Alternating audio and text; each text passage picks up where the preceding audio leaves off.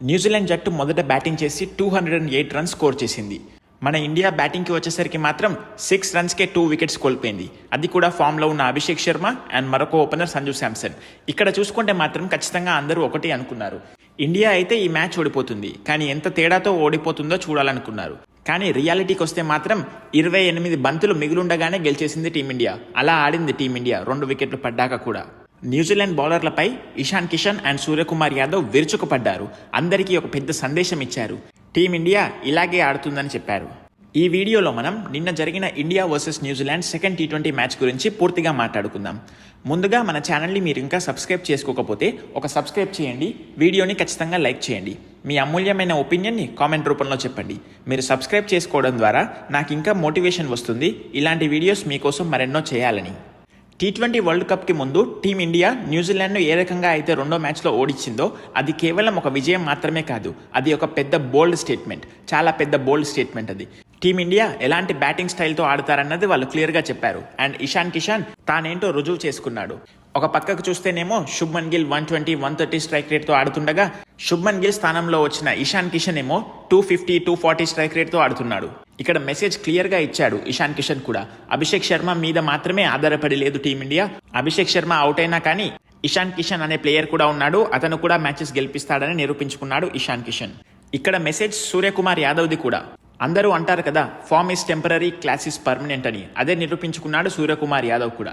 T20స్లో మనం బాద్షాలమని మళ్ళీ నిరూపించాడు సూర్యకుమార్ యాదవ్.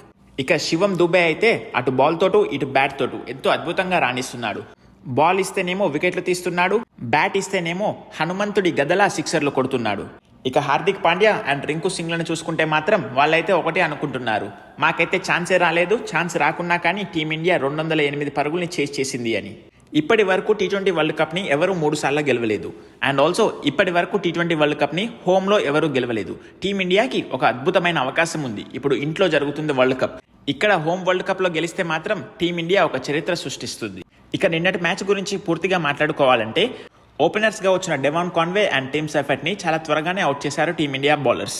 హర్షిత్ రాణా నిన్నటి మ్యాచ్లో ఆడాడు అండ్ డెవాన్ కాన్వేని మళ్ళీ ఒకసారి అవుట్ చేశాడు హర్షిత్ రాణా.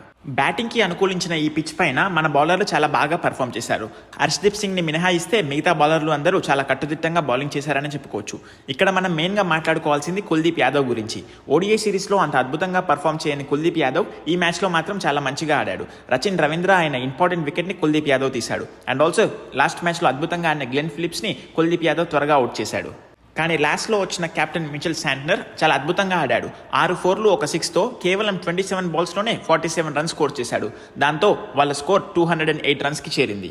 208 రన్స్ని చేయడానికి వచ్చిన భారత ఓపెనర్లు చాలా త్వరగా అవుట్ అయిపోయారు.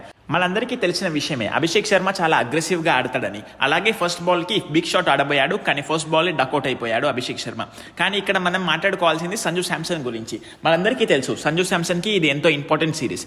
ఈ సిరీస్లో గనక తాను మంచిగా పర్ఫామ్ చేస్తే ఖచ్చితంగా అన్ని మ్యాచెస్లో తానే ఆడతాడు వరల్డ్ కప్లో. కానీ ఇప్పుడు చూస్తే మాత్రం ఫస్ట్ మ్యాచ్లో ఫెయిల్ అయ్యాడు, ఇప్పుడు సెకండ్ మ్యాచ్లో కూడా ఫ్లాప్ అయిపోయాడు. అదే ఇషాన్ కిషన్ నెంబర్ 3లో వచ్చాడు, అతను మాత్రం చాలా అద్భుతంగా ఆడాడు. ఎంతో ప్రెషర్ సిచ్యువేషన్లో వచ్చిన ఇషాన్ కిషన్ ఆల్రెడీ మనందరికీ తెలుసు 6 రన్స్కి 2 వికెట్స్ పడిపోతే అది కూడా 208 రన్స్ చేస్తున్న టైంలో, అలాంటి టైంలో వచ్చిన ఇషాన్ కిషన్ కేవలం 32 బంతుల్లో 76 రన్స్ స్కోర్ చేశాడు. అది కూడా 11 4s అండ్ 4 6s. చాలా అంటే చాలా అద్భుతంగా ఆడాడు, చాలా కనువిందుగా అనిపించింది అతని షాట్స్ చూస్తే మాత్రం. 2 సంవత్సరాల కింద వరకు రెగ్యులర్ ప్లేయర్గా ఉన్న ఇషాన్ కిషన్ తన యాటిట్యూడ్ అండ్ బిహేవియర్ కారణంగా టీంలో చోటు కోల్పోయాడు. కానీ అదే ఇషాన్ కిషన్ ఇప్పుడు చాలా అద్భుతంగా ఆడి మళ్ళీ పర్ఫామ్ చేస్తున్నాడు టీమిండియాకి. సంజు శాంసన్కి ఇంకో 3 అవకాశాలు ఉన్నాయి. ఈ 3 అవకాశాల్లో అతను కనుక మంచిగా ప్రూవ్ చేసుకోలేకపోతే మాత్రం ఇషాన్ కిషన్ ఓపెనర్గా వచ్చే ఛాన్సెస్ ఖచ్చితంగా ఉన్నాయి వరల్డ్ కప్కి. సూర్యకుమార్ యాదవ్ మొదటిగా మెల్లగా ఆడాడు, ఎందుకంటే ఖచ్చితంగా మనందరికీ తెలిసిన విషయమే సూర్యకుమార్ యాదవ్ అవుట్ ఆఫ్ ఫామ్లో ఉన్నాడు. కానీ లాస్ట్ మ్యాచ్లో కొంచెం మంచిగా ఆడి త్వరగా అవుట్ అయినప్పటికీ ఈ మ్యాచ్లో మాత్రం తానేంటో ప్రూవ్ చేసుకున్నాడు. క్రీజ్ మీదనే ఉండి చాలా వరకు ఫస్ట్ సెటిల్ అయ్యాడు, ఆ తర్వాత విరుచుకుపడ్డాడు న్యూజిలాండ్ బౌలర్స్ పైన. 2 సంవత్సరాల కిందట సూర్యకుమార్ యాదవ్ ఎలా ఆడేవాడో అలాగే ఆడాడు నిన్నటి మ్యాచ్లో. అండ్ చాలా అద్భుతంగా అనిపించింది అతని పర్ఫార్మెన్స్ చూసి, ఎందుకంటే మనందరికీ తెలిసిన విషయమే అతడు కేవలం ఒక ప్లేయర్ కాదు, టీమిండియాకి కెప్టెన్. టీమిండియాకి కెప్టెన్ అలాంటి ఫామ్లో ఉంటే వరల్డ్ కప్కి ఎంతో కాన్ఫిడెన్స్తో వెళ్తుంది టీమిండియా. సూర్యకుమార్ యాదవ్ అండ్ ఇషాన్ కిషన్ ఆడిన ఇన్నింగ్స్ వల్ల ఒక ప్లేయర్ గురించి మాట్లాడుకోవాలి. అతడే న్యూజిలాండ్ బౌలర్, అతడి పేరు జాక్ ఫ్లోక్స్. అతడైతే 3 overs వేసి 67 రన్స్ ఇచ్చాడు. ఇదే ఇప్పటి వరకు ఉన్న రికార్డ్. అతడి ఎకానమీ చూసుకుంటే మాత్రం 22.33, అంటే ప్రతి ఓవర్కి 22 రన్స్ ఇచ్చాడు అతడు. ఈ పర్ఫార్మెన్స్ తర్వాత నెక్స్ట్ మ్యాచ్లో అతడు ఆడడం దాదాపుగా ఖాయం కాదని అనిపిస్తుంది. ఇషాన్ కిషన్ ఎంతో అద్భుతంగా ఆడడంతో అతనికి man of the match award లభించింది. ఇషాన్ కిషన్ అవుట్ అయిన తర్వాత వచ్చాడు శివం దుబే. అతన్ని చూస్తే మాత్రం చాలా అద్భుతంగా ఆడుతున్నాడు, పర్ఫెక్ట్ ఆల్రౌండర్లా ఆడుతున్నాడు.